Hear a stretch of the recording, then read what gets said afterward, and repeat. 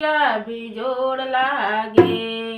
होमे शिव चरचाई गाँव नगरिया भी जोड़ लागे। हमर शिव गुरु सबसे भी जोड़ लागे।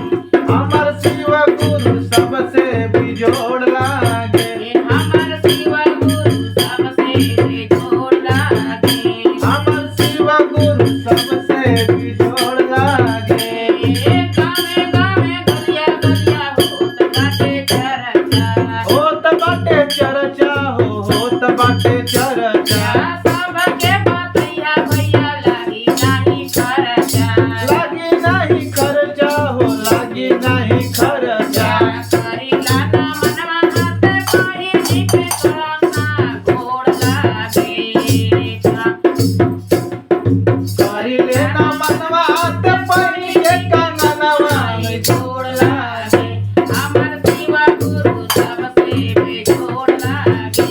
हमर शिव गुरु सबसे बेजोड़ लागे। ए भैया हरिंदर चला रहिया देखाई। रहिया देखाई हो, रहिया देखाई। करी नानी होरा शिव गुरु ला बनाई। करे रानी होरा शिव गुरु ला बनाए। चला जब गुरु के चरण चढ़वाई भैया ई जोड़ लागे। हमर शिव गुरु सबसे बेजोड़ लागे। हमर शिव गुरु सबसे बेजोड़ लागे। हमर शिव गुरु सबसे बेजोड़ लागे। हमर शिव गुरु सबसे बेजोड़ लागे। रंभा गुरु बहिना हो गावेली भजनिया।